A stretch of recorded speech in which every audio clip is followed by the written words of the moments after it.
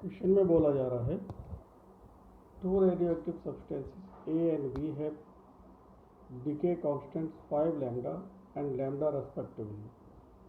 At t is equal to 0, they have the same number of nuclei. The ratio of number of nuclei of A to those of B will be 1 upon E square after a time interval. हमें बोला गया है two radioactive substances A and B. A है और B है। इसका decay constant 5 lambda है और बी का डिके कांस्टेंट लैम्डा है। टी इज इक्वल टू 0 पर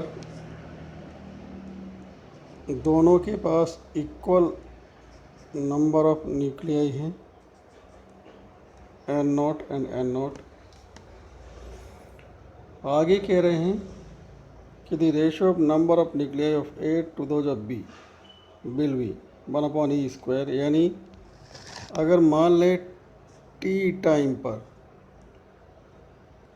इसका न्यूक्लियाई एन ए है और इसका न्यूक्लियाई एन बी है, तो N A upon N B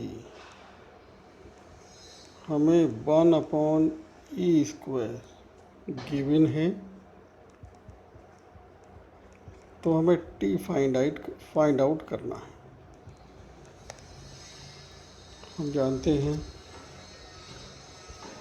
N is equal to N naught e to the power minus का लैम्डा टी। तो N naught e to the power minus का 5 lambda T होगा और एन बी होगा N naught e to the power minus का lambda T. N A upon N B निकालते हैं तो N naught e to the power minus का 5 lambda T upon N naught e to the power minus का lambda T. N naught cancel. हमें N A upon N B 1 upon e square given है, तो ये हमें मिलेगा 1 upon e to the power 5 lambda T into e to the power minus का lambda T. तो 1 upon e square is equal to 1 upon e to the power 4 lambda T.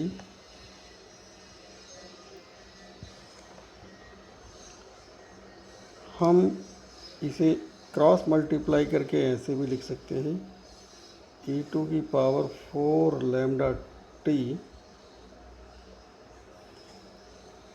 Is equal to e square. Base same है ई का तो power भी same होगी। 4 lambda T is equal to 2। तो T आ जाएगा हमारे पास 2 अपॉन 4 लैम्डा यानी 1 अपॉन 2 लैम्डा।